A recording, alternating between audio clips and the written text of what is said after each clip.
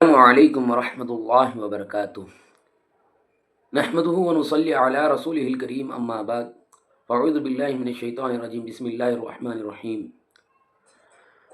میں آپ سب کے سامنے بات کرنے سے پہلے میں اور آپ مل کر اللہ کی نبی کی بارگاہ میں ایک مرتبہ درود شریف پڑھ لیں۔ اللہم صلی علی سیدنا شفیعنا حبیبنا مولانا محمد بارک وسلم۔ میرے عزیز بھائیوں اور بزرگوں، دوستوں اور میرے پردہ نشین ماں بہنوں، جیسا کہ آپ تمام کو معلوم ہے کہ ہمارے صحابہ، اللہ کے نبی کے جو صحابہ تھے، ہمارے جو صحابہ تھے، ان کی کیا زندگی گزری۔ حضرت بلال رضی اللہ تعالیٰ عنہ، حضرت ابو ذر غفاری رضی اللہ تعالیٰ عنہ، حضرت عمر بن خطاب رضی اللہ تعالیٰ عنہ، حضرت عمر رضی اللہ تعالیٰ عنہ، حضرت عثمان رضی اللہ تعالیٰ عنہ، حضرت علی کرم اللہ رضی اللہ تعالیٰ عنہ، حضرت بہت سارے صحابہ جو اپنی زندگی میں جب ایمان میں آئے، ان کی زندگی اللہ نے بدل دی۔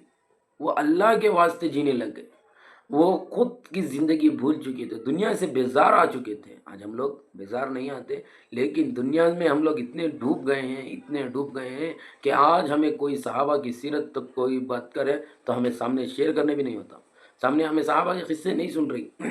آج یہ میں جو صحابہ کا قصہ تمہیں سنانے جا رہا ہوں، حضرت خباب رضی اللہ تعالیٰ عنہ، ان کی جو تکلیفیں اسلام لانے کے بعد جو ان کو تکلیفیں دیے، وہ اگر تمہیں سنے، یہ پوری بات تمہیں سنے تو اللہ تمہیں بہت فائدہ دیتا کہ ہمارے تک اسلام لانے کے واسطے صحابہ کہتے تکلیفیں دیے، میرے نبی پر کہتے تکلیفیں گزرے۔ آج ہمیں ہمارے نبی کے تکلیفوں کو بھول گئے، ہمارے صحابہ کی تکلیفوں کو بھول گئے، ہمارے اکابرین کی تکلیفوں کو بھول گئے، ہمارے اولیاء اللہ، ہمارے بہت سارے جو بزرگان دین ہیں ان کی تکلیفوں کو بھول گئے۔ آج ہماری زندگی میں کیسے کیسے چیزیں آ رہی تمہیں بھی معلوم، سامنے کیسے کیسے باتیں آ رہی، سامنے کیسے کیسے حالات آ رہی۔ آج ہمارے بڑے سے بڑے درسگاہوں پر، بڑے سے بڑے ولی اللہ پر انگلیاں اٹھانے والے پیدا ہو گئے، کس کی وجہ سے؟ ہماری طرف سے۔ کئی کو ہمیں خود وہ ایسے ہوگی ہمیں کہ پتھر دل ہوگی، اللہ سے مانگ رہی نہیں، کیا رہا تبھی دنیا دنیا دنیا، صبح اٹھے تو کمانا، شام کو سوئے نا پھر صبح کمانا، یہ دنیا کا اصل ماحول سمجھ گئی۔ یہ ہماری زندگی نہیں، ہماری زندگی مرنے کے بعد ہے۔ جب ہمیں مرے تو بھی ہمارا فیس، ہمارا چہرہ خوش رہنا کہ آج میں اللہ سے ملنے والا ہوں، یہ ہماری زندگی۔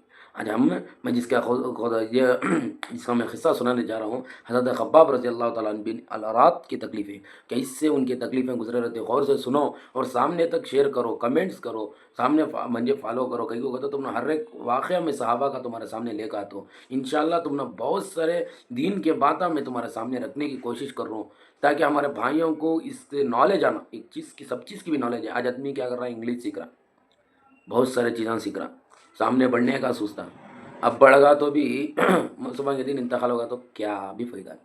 اگر دین میں بڑھیا، کل کے دن مریا تو بھی بہت فائدہ، یعنی آخرت میں فائدہ۔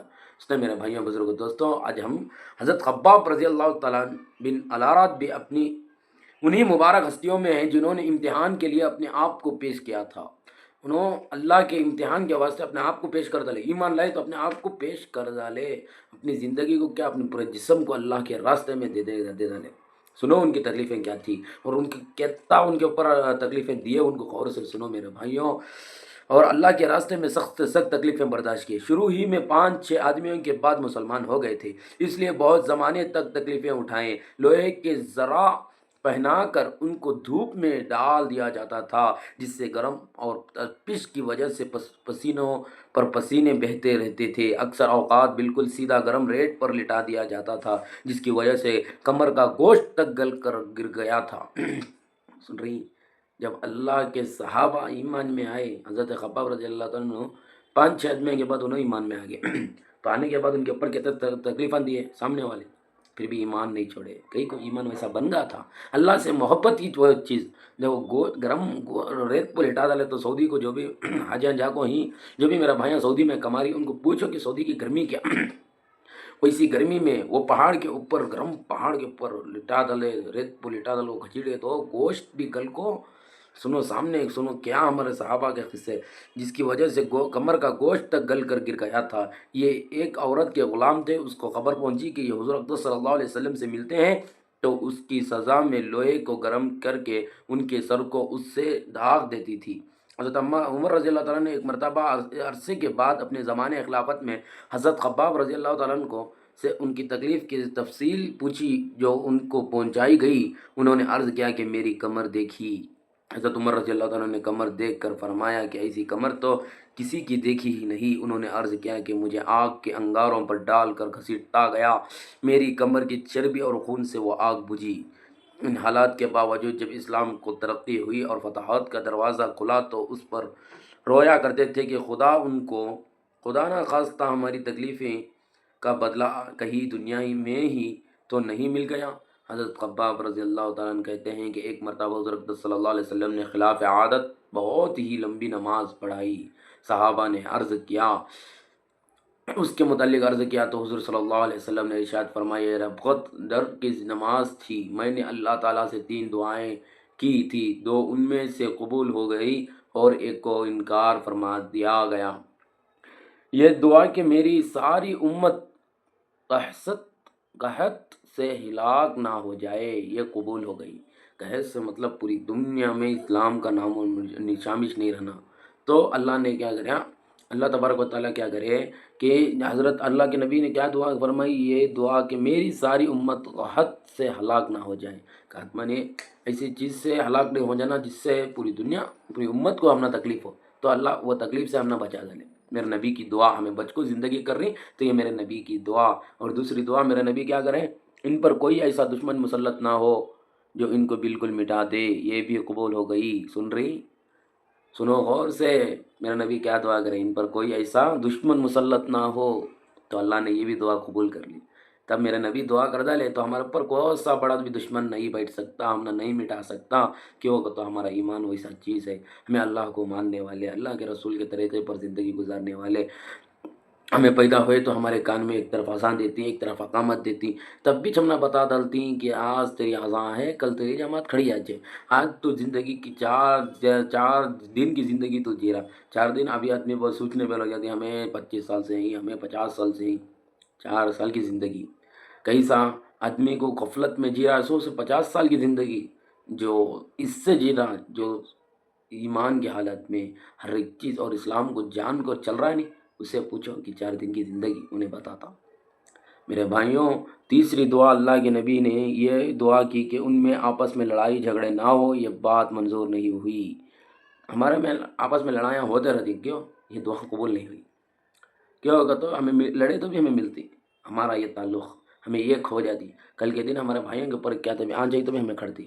تو ہمارا کھڑنے سے پہلے ہمیں خود سیدھے ہو گئے تو، خود ہمارے اعمال ہمیں سدھار لے تو، ہماری زندگی ہمیں سدھار لے تو یہ سب چیزیں ہمارے ساتھ نہیں آتے۔ حضرت خباب رضی اللہ عنہ کا انتقال 27 ہجری میں ہوا اور کوفہ میں سب سے پہلے صحابی یہی دفن ہوئے۔ ان کے انتقال کے بعد حضرت علی کرم اللہ وجہ کا گزار ان کی قبر پر ہوا تو ارشاد فرمایا، اللہ خباب رضی اللہ عنہ پر رحم فرمائے، اپنی ربقت سے مسلمان ہوئے اور خوشی سے ہجرت کی اور جہاد میں زندگی گزاری اور مصیبتیں برداشت کی۔